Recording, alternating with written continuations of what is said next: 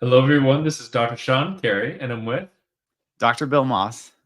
And tonight we're on the Evolving Practice podcast. We want to talk about children's health. And we want to talk about both from a physical perspective and what we see with our work as chiropractors. We both see a lot of children. That's something that brings us a lot of joy.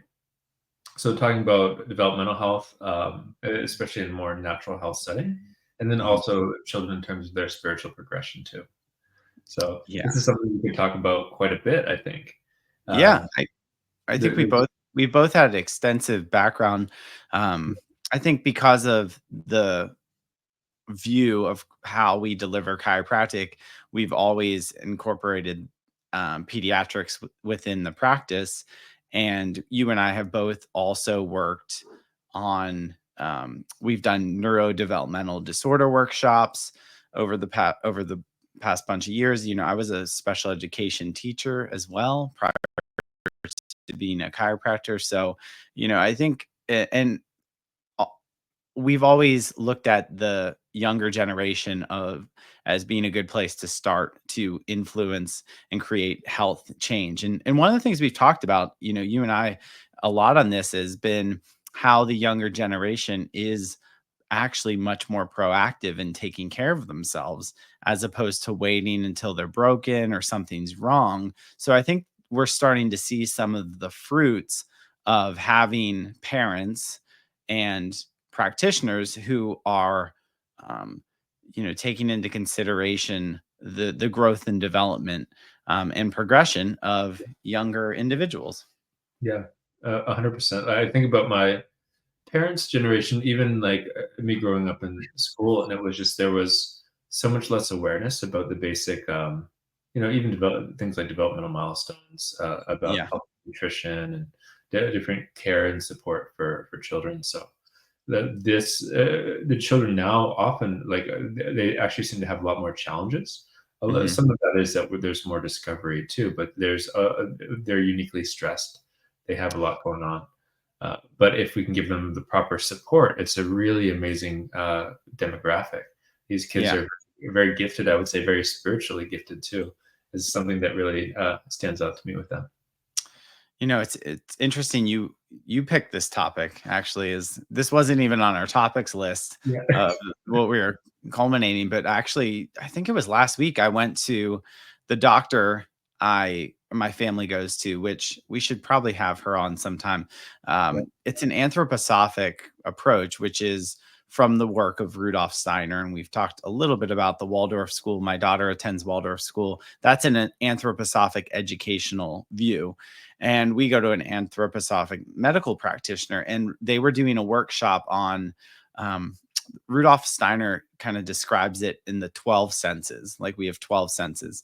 And there's draws like a diagram that's kind of like cyclical.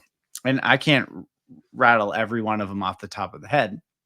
But one of the things we really focused on was the fact that basically for the first 7 years of a child's life, they are really looking at and exploring their physical world Yeah. and learning about their body and the natural elements of the universe and the world. And so it really looks at like children should have the most authentic experiences to grow. And what that means is like their toys are made of real things. The music that's played for them is real instruments. In fact, you're singing or playing the instrument. And it looks at creating these authentic experiences so they're not living in a non-reality as they grow and develop. Because when the more we're on these screens and devices, we are only getting we're missing out on the whole experience of what that is, and that tends to interrupt development for this child, especially when motion is such an important part of their development. Yeah, absolutely. And really, especially like if we look at brain development too, Yeah. at those early years, the brain is incredibly what we call plastic, meaning Hmm. changeable. So the brain is continually changing, continually making new connections. There's new connections being formed. And really, those first, I believe it's 7 years of life, and maybe six or so. But it's the right brain is much more dominant, and the child should be in a much more right brain state. So Yep. it should be less focus on things like math or how to write, and Mhm. much more about experiencing the world through play and through creativity and through music and those things. Mhm. So, unfortunately, oftentimes the school system, it's like we try to make the children like little workers and learners, like in a specific way, in the Yeah. way that their brain really needs to engage creatively for Yeah. optimal development. It's 100%, and, we've learned a ton. Lauren and I, we used to have it was called Spiritually Initiated Parenting Podcast. I'll give a You can still listen to them, and it was all about the spiritual development of the child, and one of the things we've learned and implemented is, like, every time you ask a child to remember, you pull them out of the present state, in their present moment. If you Mm. keep re-interrupting that kind of like dream play that we've all witnessed kids get lost in, you take them out of this um current kind of blissful dreamlike state of non-stress, and you put them in this like recalling Yep. frame of mind. And when you ask them lots of questions, it tends to draw them out of the present moment and create more stress. And it's a very fascinating thing because we don't, we talk to children often like they're adults and they understand things the way we would, or their memory is the same as ours, Yep. but they don't experience the world that way. And it really puts them in a very, fight or flight type of way or state. The other thing that I've learned so much, and we talked about this, I think, on another podcast, that warmth study, where children don't really have a great sense of hot and cold, and if they're warm or if they're not, their thermodynamics aren't as controlled. So it's more important to keep them warm, because as soon as they're not warm, they start to shunt blood away from their hands, their feet, and toward the organs, and then they're actually living in a state of fight or flight in stress, and their nervous system is in sympathetic overdrive. So and that's hard to learn. That's more of a survival mechanism. So when kids aren't actually warm, they're living life in a state that's more of like a sympathetic overdrive pattern. Yeah. Wow.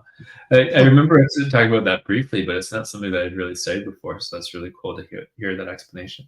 Yeah, and it's because we just don't have awareness, and when you were a kid, you went out in the snow and played in the rain, and you didn't need a proper coat or anything. And now we, like, especially in the Northeast, how do adults walk around like now it's October, right? And it's Yeah. connected like a frost warning in our area. So people are starting to get in that, like, oh my gosh, I can't handle the cold. I hate the cold. But when we were a kid, it's like we ran outside in like a t-shirt, Yeah. um, not appropriate, played for hours, and we were like, I'm good. But when kids are younger, they can do that, they're living in more of an overdrive sympathetic state. And what you and I know about that is the more somebody lives in that state, the less health they're promoting. So their immune system's not going to be as strong. They're not going to have the strength and adaptability that we would hope and expect. And they don't have that awareness because they haven't developed it yet. Yeah. Yeah. That's one of the most damaging things that we see with children. And when I do work with children who have like ADHD, Yeah. autism, it's almost overwhelming that they do have major imbalances as far as their nervous system Yeah. and what we call the sympathetic state. So the fight or flight state, there'd be what we call hypersympathetic. So their system's just stuck in a stress mode all the time. Mhm. And it's incredibly damaging for optimal brain function for anybody, but especially children. And Yeah. one of the biggest mistakes I see parents make is, or just people in general make, is when we talk about children, neurologically, they're not just little adults. Like, Mhm. it's not like they just have smaller brains. It's very different. They're in much earlier developmental stages neurologically. So it's not just miniature versions of us, and they don't handle the stresses as well. No. So being able to keep that child in that growth and repair play state is so big. Mm. And kind of what you just said, you tapped into, but they are very sensitive to what's going around them. And though they can't maybe put a name to it, they totally experience the stress that we're going through. And in fact, we haven't talked about this, I think, on the podcast, but one of kids are it's more about keeping them, quote, in the light, right? It's not about like, as far as from an energetic healing perspective, we don't have tons of things that we do for kids. It's like the best way to help your child is to like heal yourself, because they pick up on so much regarding the family, the state of the family. They know that kind of thing. I saw with my daughter very much, especially the first 3 years, we say, that the child etherically, like their etheric structure, they're still sharing partially with mom. And we Yeah. could see how Lauren's state would influence my daughter's so directly for the first couple years of life. Like if she was stressed or getting worked up, Ava's getting stressed and getting worked up. And it's almost like that's a cross to bear, but, like, also as a parent, you're like, I've always felt like I want that responsibility to, like, my state matters to my child, and Yeah. if you're attuned to it, it's really important, and that's why, a lot of the tools were geared toward when adults heal themselves, like, it affects the whole family unit. Yeah. Yeah, and the children, they don't have the spiritual maturity. So Mm-mm. when we talk about a lot of the different tools that we use, there does need to be a certain amount of spiritual maturity a lot of the time. Yeah. Like somebody has to be ready to let go of something. They need to have awareness of different things that they want to let go of, or at least be willing to let in new potentials, new energy. And Yeah. children, like, that's just not where they're at. They're just bopping around. They're having fun. Yeah. The best thing we can do energetically is create a container for them where that home Mhm. is really positive. And that means the Uh-huh. parents being really positive and then the home itself being really positive energy. Yeah. Yeah, it makes a huge difference. I mean, I know I'm just speaking for myself with the tools that we have as initiates and you and me as guides, and I mean, it's just really helped create a really nice container to have a child develop in, because Yeah, the world is hard on kids, and a lot of times we just outsource. I don't want to say we outsource our parenting. We outsource attention, in a cheap manner with like screens and music and distractions. And I'm guilty of it from time to time. We're not above that, but I always know how much it matters. And when kids can just live in that present moment, because we've said this before, it's like focus and attention. What are we teaching them right away? Is like, well, every time you have a down moment, pick up your phone, pick up a device, pick up a screen, and get busy and distract yourself from yourself. And yeah, that's not something that I personally want to, model for my daughter. Um, and it does affect the health of kids. You can see it, like yeah, their eyes are sunken in. They're like, they watch too many screens. They haven't gotten the sleep that they need. And then how are we going to learn? We're not having that basic need of just, those basic needs being met, that then learning on top of that becomes much, uh, a greater challenge. yeah. I remember reading a book called Fascinated. It was a marketing book. And it was Mm, talking about how for every age, if you go back basically 30, 40 years ago, for every year until we were roughly 20 years old, so an 18-year-old would be able to focus for around 18 minutes. A 20-year-old mm, would be able to focus for about 20 minutes. A 5-year-old would be able to focus for about 5 minutes. And it really capped at 20.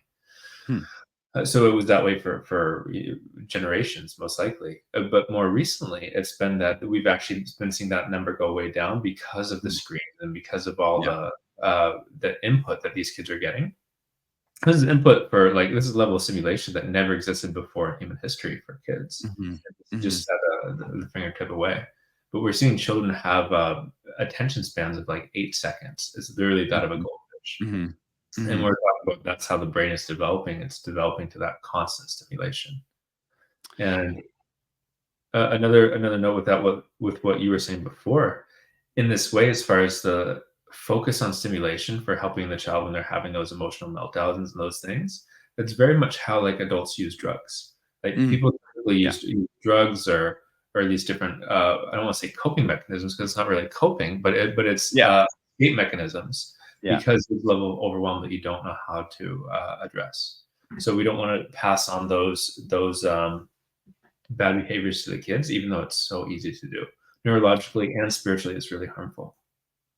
Well, and this concept is very even you could transfer it to like nutrition and the health and exercise and the nutritional component, how a family eats, how they work out, like all of that is modeled for children. So like, we understand that the food choices that we make influence our kids along the way. And so our state of being, our thoughts, our mind definitely influences their state of being. So even the way that we approach illness, I think that's a huge, huge difference in the sense that like, a lot of people try to avoid everything. They avoid fever and mucus and seasonal change. And it's like we all go through some of that. I'm sure you see this with your clients right now, is like we're having this massive seasonal change and that massively changes the pressure, and we are little pressurized systems, and that changes the way your joints receive or are affected. It changes the level of mucus, sleep cycles, patterns. We're going through an adaptation phase, and some people go through that more gently than others, and come out on the other side. And we run away with kids on like, oh my God, a fever's so bad. Well, like, you and I both know a fever is so beneficial. It's Yeah. helpful. Even through anthroposophy, some of the things I learned, they talk about how when children have fevers for the first 7 years of life, it burns up some of the almost like the DNA and processes that were like um, not as beneficial in the ancestry and things. There's some things that Rudolf Steiner talked about that were related to that. Yeah, so fever is like um almost like the child anchoring into their physical body over time. And Yeah. they almost describe it as the soul's readiness to experience more. And I was like, "Oh, I loved when I heard that." Because it is. It's like, "Oh, I Yeah. got a new invader that challenged me and I Yeah. turned up the temperature and I grew." And we always feel a little magnificent and invincible when we overcome a fever, right? It feels like really good and Yeah. accomplished. And that's kind of what the way they describe that growth for a child. So it's very important to not, turn that mechanism off. Yeah. Yeah. And just from a baseline immune system level, the different exposures we have fighting off a different bacteria, fighting off a different Mhm. viruses, that's what actually causes the immune system to develop. It's Mhm. really unhealthy if you have a child who's like been in, say, a bubble, if you will. They're Yeah. never exposed to bacteria, never exposed to viruses. We need that exposure and we want it when we're young. That's what allows the immune system to have to like the immune system, it's like collecting different data. You're Yeah. getting exposed to these different bacteria, viruses, Mhm. all sorts of different things. And if you don't have a large volume of data, a large volume of reference points, your immune system doesn't know how to fight off these new invaders it gets exposed to. Yeah. So, and our immune systems are strong, and children are really resilient. And we've been oftentimes like we think kids aren't resilient, Yeah. even though their immune systems like they can tolerate a significant fever. They'll Mhm. they'll they'll be okay the vast majority of the time. Yeah. So, but that we've been so pushed by the different the drug companies and those things that the first sign of a fever you have to do the Robitussin and Mhm. all those Nyquil and Dayquil and that type of thing. Yeah, and it's scary. It's funny, and that's why you want people in your corner. I remember the first time Ava had a fever, and like I was, as we're chiropractors, we've been kind of testing this philosophy, if you will, as Yeah, the human being such a resilient, self-healing organism that needs uh, less help less interference and less help from the outside world. I guess that's how you could summarize it. So going into it, I was like, pretty um set in like this is going to be okay, right? But when it's happening, my wife is like panicking and we should do something and lower the fever and wake the baby and all this. And it's funny because our doctor's like, so like never wake a sleeping baby. Everything's going to be good. Like the fever, just monitor. If it goes on for too long, then maybe we want to consider some more things. But it's actually the people we should worry about are the ones that have a child that never had a fever in the first year of life. It's like, yeah, you want to have some of that going on. It activates so many processes. Like you said, it gives the body these reference points. And over the last couple of years, there's been a lot more, but there's also a lot of research that supports a body that has fevers on a regular basis is more ready to deal with things like cancer. Yeah. When people even get to adulthood and they never have fevers, there can be an increase in potential. So it's actually healthy to have that occur every so often at different ages throughout life. That's interesting. That makes total sense to me. And Hmm. the immune system is something that you don't want to have a hyperimmune Right. system, meaning that it's just always reactive to everything. And you Yep. also don't want to have a hypoimmune system where it's not reacting to things it needs to react to. Yeah. So, but we can really throw our body system off, I think, if we're constantly manipulating it and not letting it go through the natural Mm. processes.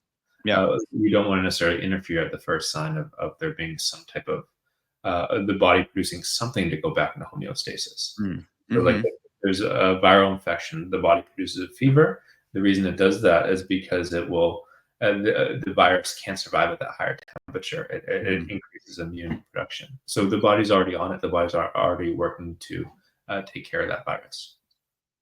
I love that. Yeah. And, when we're talking about keys to raising healthy children, it's having some of that understanding is really empowering and helpful because you don't have to live in a state of fear every time something is a little bit challenging, because there are a lot of things, like you said, kids are super resilient. I mean, you could watch one of those videos on TV, or on TV, on YouTube, that's like reasons why kids should have chiropractors, right? And you're like, how are these kids alive? Like, just the bumps and bruises and falls that they have, like, Yeah. you know, do they need us to survive in this world? Well, maybe not so much, but they'll definitely thrive more if they're getting checked, because, you Absolutely. know, that's it. I view like my role in a kid's life almost being um like a little nudge here back to center and a little nudge there back to center. It's not these big moves that help, that are these big steps. It's just these little taps, like, to help them maintain kind of the level of health progression, well-being, um, and overcoming that can be supportive. And I think that also comes from the information and education that the parents have, because when they have some trust in that process, um, it's going to help create almost a sense of peace, which is really helpful for kids. Yeah. When we're not in a state of peace, they do. Yeah. Absolutely. Mhm. Yeah. There's so much in terms of children as far as how they get stuck, how they struggle. Mhm. One of the things we do as chiropractors is we're able to really just very gently, like you were saying, is bring them back into balance. It's really Mhm. essentially what we're doing, making sure the spine is properly developing. It's much Yeah. easier if there is something like a scoliosis or significant issue to correct it while the spine's still developing before Yep. it really solidifies and at its peak in adult life. But if we can keep the body in harmony, the left and right side of the body in balance, that also sends the correct balance signals to the brain too. Mhm. There's a Mhm. brain imbalance, which is really common. We see that in a lot of the autism, a lot of the ADHD, ADD. There's different brain Yep. imbalances that will go on. Mhm. You'll see that reflected in the body too, because there's the different neural pathways that will. You'll see these imbalances where there's muscle spasms on the right side of the body or these certain areas that are causing different information to go to the brain. And Mhm. with chiropractic, we can just really smooth that out and make sure that the information the brain is getting from the body, which is incredibly important, we make sure it's balanced. Mhm. And one of the things that's so important for brain development is the reason the developmental milestones are so important is because when there is new movement that happens, new information is then sent to the brain. So Yeah. the brain gets it gets a huge boost with all this input. It makes all these new connections after developmental milestone is reached. And oftentimes the child will then display all sorts of other areas of proficiency that weren't there before. So Mhm. maybe they start becoming more fluent with language or things like that, or spatial Yeah. awareness. Yeah.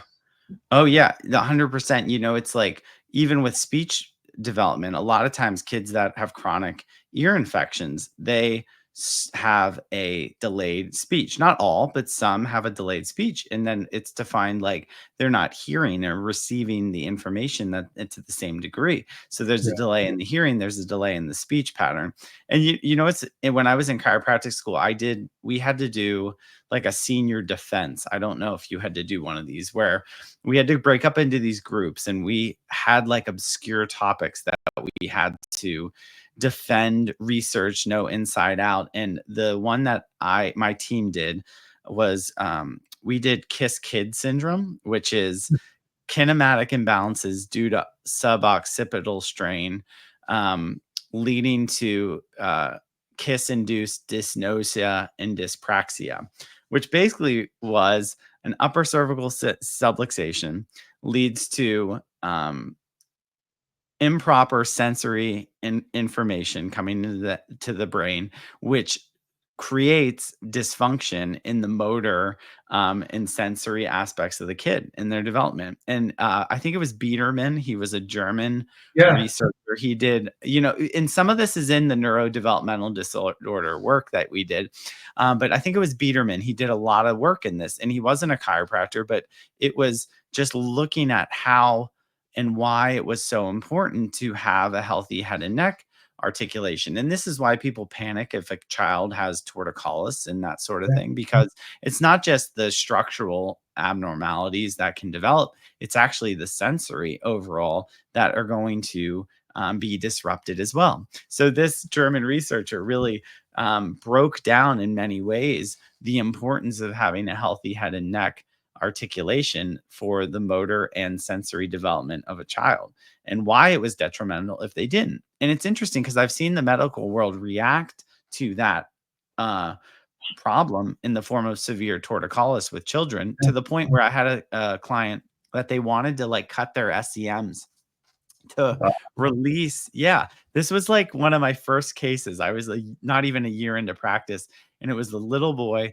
and he was like 3 months old, and like his head was like this, and they were sending him to PT. It wasn't really working.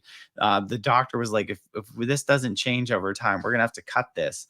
And I started taking care of the kid, and within like 2 months, his whole head and neck just like unraveled and yeah. grew up healthy. Yeah, so there's a lot to growing up in alignment that is much more important than just the optics of that, Yeah. right? Yeah.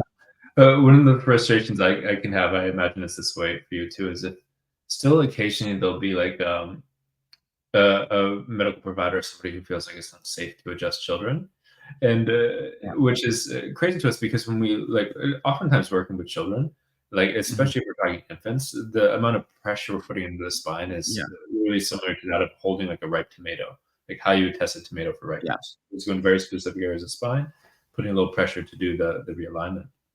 But if those things don't get corrected in the children, they end up developing into much more significant problems. Yeah. And one of the things that people oftentimes like a critique they have with chiropractic is they might say that, oh, you have to go 3 times a week and all these things. It's like you do because you've had this problem for 40 years. Totally. Yeah. Yeah. So 40 years of improper development, and it wasn't even that you had it for 40 years, it was that your spine developed improperly because Yeah. nobody actually addressed this in the year when it happened. So now we're having to fix something that's 40 years old, and it Yeah. is how you sit and how you walk and how you cross your legs and how you like all these little nuances that has totally changed the development of the body. You know, and that's so 100%. I'm glad we're talking about this because the children that I check from birth, I get people who are just well and they want their kid to get checked. And it's like, I might see them quickly, a couple weeks back to back. And then we're at like a month. And then I'm like quarterly. So they're getting like 20 visits in 10 years, as Yeah, opposed to 20 visits in like 4 to 6 months. There's a yeah, huge difference in that. It's like super easy to just check along the way. The interval might be different than if you were going to your a medical doctor or a dentist, but there's something, you still 20 checks over 10 years is a huge different story than what we do when an adult gets there and they've been mechanically neurologically dysfunctional for a very long time, and they've integrated all these abnormal patterns. And that's kind of why it's like if the child's learning from us, right? So let's go back to Yeah.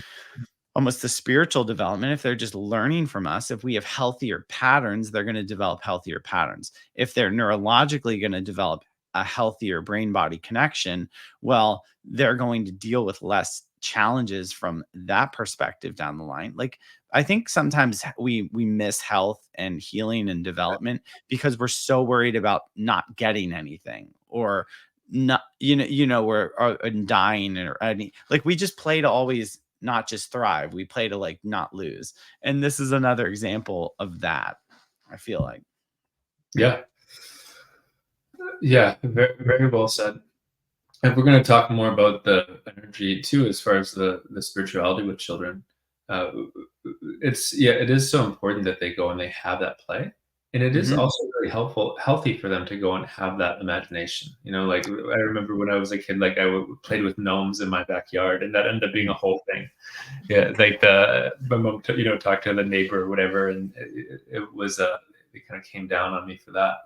But you don't want to interfere with those processes of the imagination, of that healthy development in a Yeah. child. Mhm. Spiritually, like, we want them, they want to be using those senses. They want to be stretching out themselves Mhm. energetically Mhm. and learning about the world around them.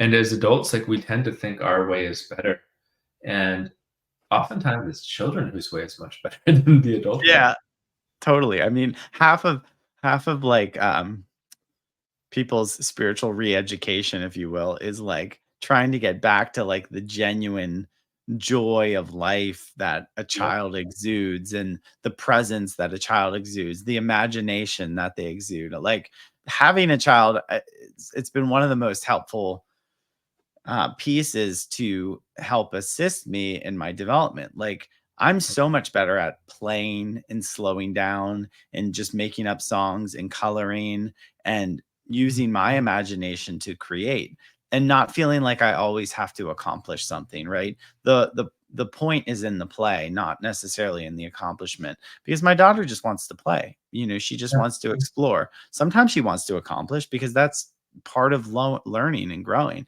Sometimes she wants to win. Sometimes she doesn't care, and that's all okay. And it's helped slow down and um, kind of get out of the merry-go-round that we turn life into as mm, an adult.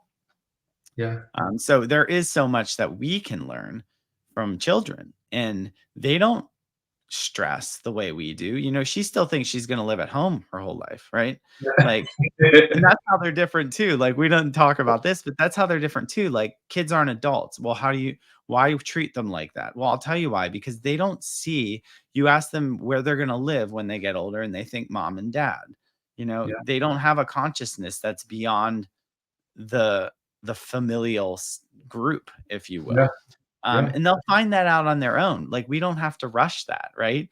And Totally. we teach within Empower Thyself, like the soul's development through the physical dimensions and what that goes through. And when you understand that, you can much more humbly and confidently support a kid, support a child, you know? Yeah.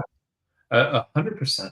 So, yeah, if you're a parent, that's something that's just so valuable, is to take that Empower Thyself class, because it really gives you the tools to create a healthy energetic container for yourself and for the child. And Without it's a doubt. just, it brings in a lot of light, it brings in a lot of goodness, it brings a lot of protection for both you and the child, and the home. Uh, Mhm. one of the things that one of my favorite things I've learned in mystery school about children was Sovereign Assistant Dave, who's both of our teacher, Mhm. one of our teachers. He was talking about children. He was talking about how he loves to spoil kids during the holidays and like Yeah. Halloween and these things. And sometimes we have this concept, like this cultural concept of like, oh, don't spoil the kids. But Mhm. it's like, no, they're going to learn that the world is hard. They're gonna go through that. We don't have to teach that to them. Like, Yeah. the world is going to do that. They're going to find out the world is hard. Yeah. And I like the other part he said to that. Maybe it, it was like, teach them to be grateful, you Oh know, yeah, while yeah, you're spoiling them.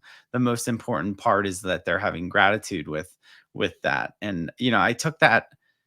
Yeah. Cause I remember just being like, yeah, I'm like, well, I don't want to do that because I'm spoiling my child. And now it's like, you know, it's okay to do that. It's o Yeah, like, I like having that permission, and I'm sure other people have opinions on that, but if they're grateful, like, you're always content with what you're receiving, yeah, and you're grateful for it, and you know there can be more. So I just love that part because who doesn't wanna spoil their child, you know, yeah, absolutely. And and I give think, them a better life?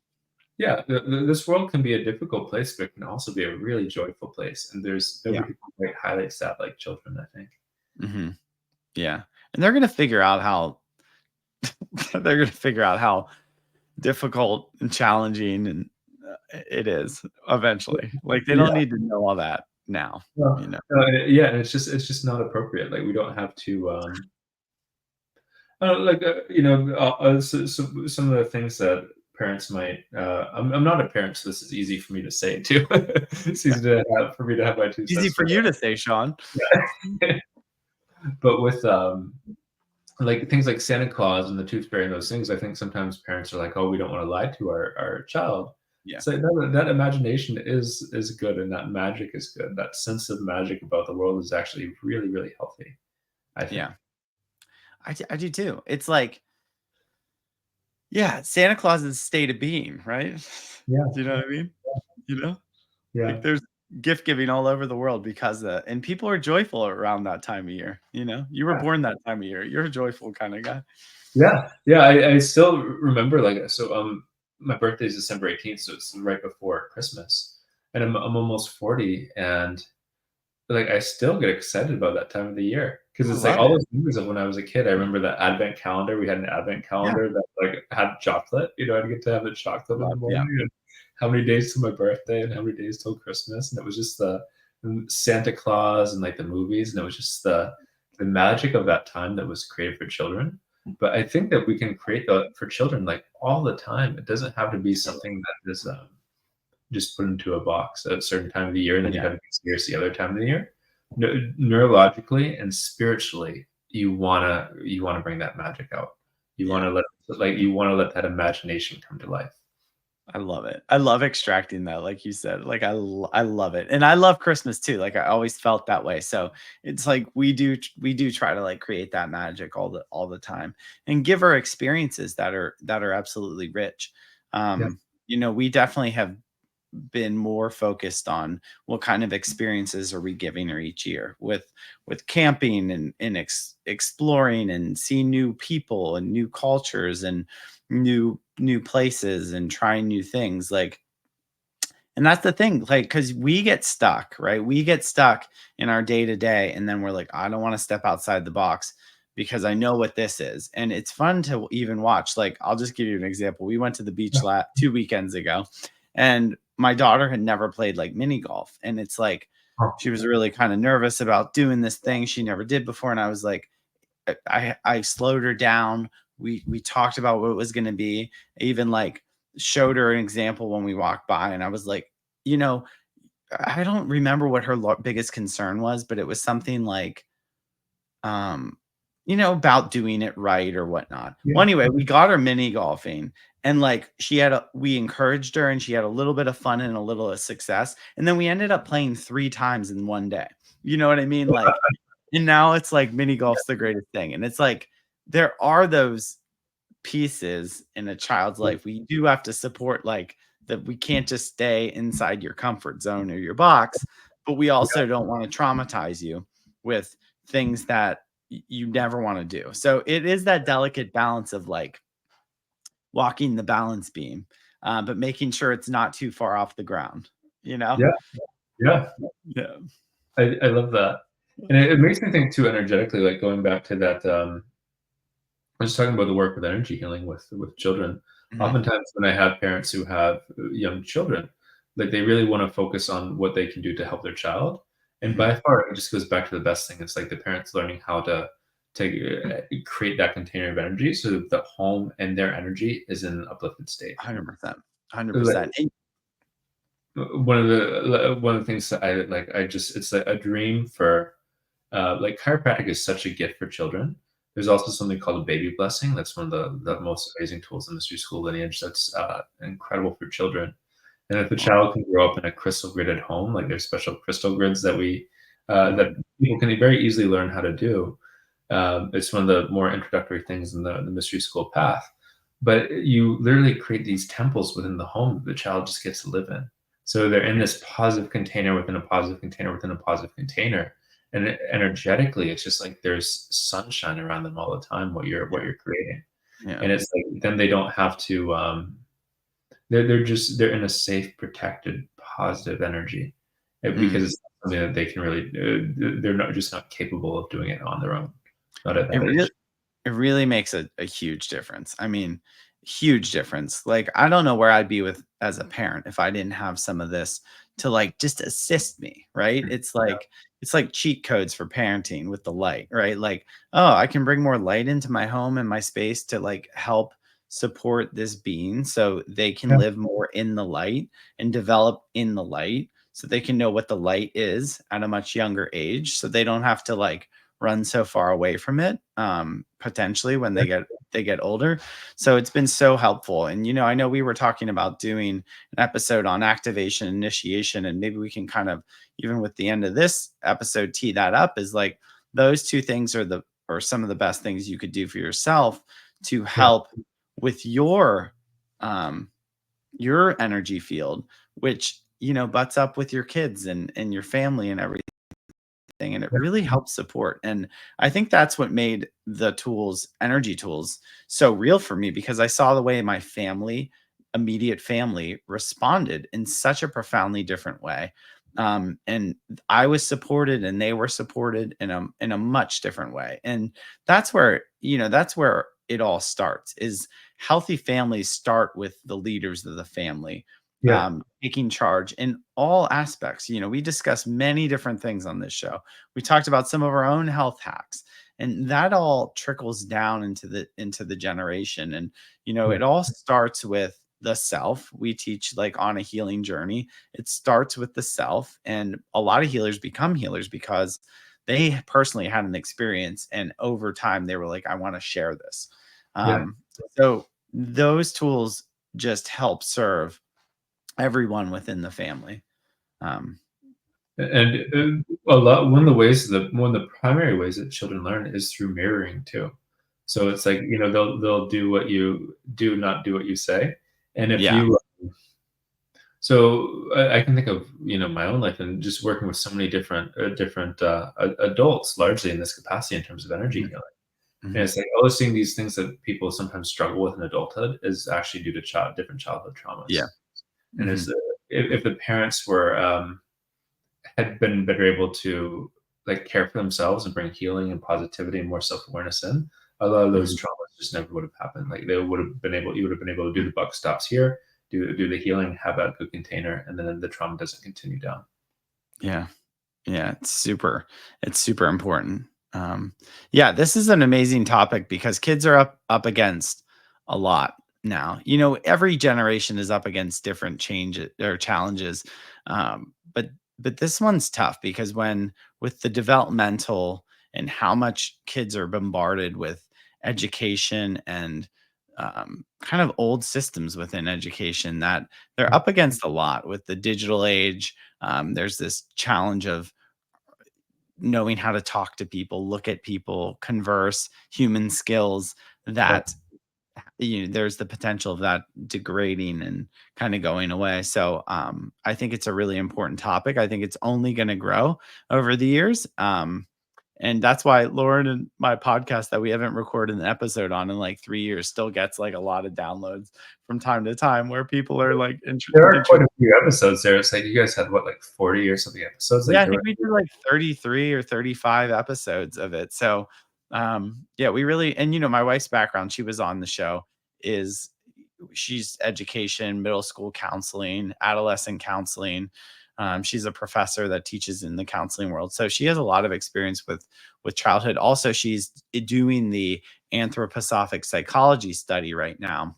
And that's a 3-year program in anthroposophy, which is Rudolf Steiner's philosophy, and it's through the psychological lens. So she's learning a ton about the development as well, which has been really cool. I love it. Well, I think this is probably a great spot to end for the night. Is there any last thoughts that you have? No, I just think this is probably going to be a topic that we revisit each year to see, Yeah. like, what's going on and what can be tweaked, and the importance. But, like, all healing is self-healing. So, we can't force healing on a child. We can only help continue to support them in the best ways possible. I hope this episode gives some insight onto at least some avenues and perspectives that maybe one hasn't looked at before. So we're excited. If you love this content, let us know, subscribe, rate, and review. It really helps our show as we continue to grow each week. We look forward to bringing you more high quality guests specializing in the healing world. And we are excited to continue to grow and evolve with all of you guys. So have a great night. We'll see you real soon. Have a great night. Thank you all so much for joining us. See you next week.